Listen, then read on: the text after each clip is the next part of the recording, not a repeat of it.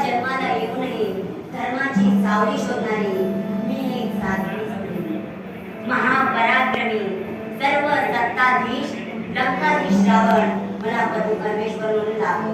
ते विद्वान आहे, ते शिवभक्त आहे, 4 वेदांचे ते ज्ञाता आहे.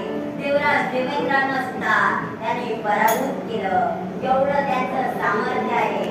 सामर्थ्य मिळवणं सोपं असतं, पण सामर्थ्य टिकवणं सांभाळणं फार कठीण. आणि या सामर्थ्याच्या नशेत काय झालं असेल तर लंका जळू लागली. त्या लंकेतून रक्ताचे पार होऊ लागले. काय करू काही समजत नाहीये. मी स्वामींना सांगायची परस्त्रीचं हरण करणे म्हणजे क्षत्रिय धर्म नव्हे. त्यांनी सीतादेवीचे चौर्य कर्म केले, हो तिचं हरण केलं.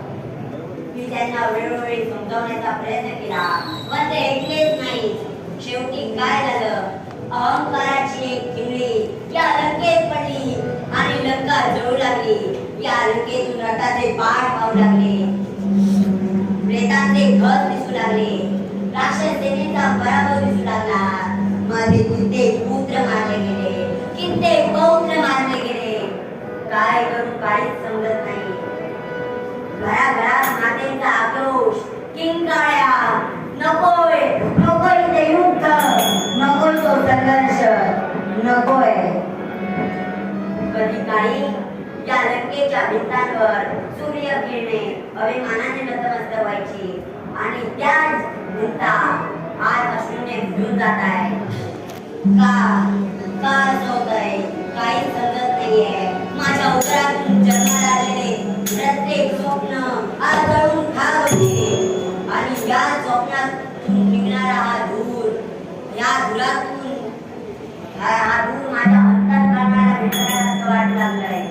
या रणांगणावर पडलेली निर्जीव देह काया जणू काही या मातीचा अंतच आहे की काय, अंतच आहे की काय. ही राग माझ्या अंतःकरणाची जखमच आहे आणि या जखमेतून रक्त वाहतंय. ते फक्त राक्षस सेनेचे नसून या मातृत्वाच्या विलयनच आहे रे, विलयनच आहे. एक पृथ्वी माता माझ्या उदरात जन्माला आलेले प्रत्येक वीर सामावून घेते आणि ही पृथ्वी माता मला सांगते, हे मंदोदरी, हे मंदोदरी, उदरात जन्माला आलेले हे तेज यांचा अंत असा व्हावा का? सांग मंदोदरी सांग.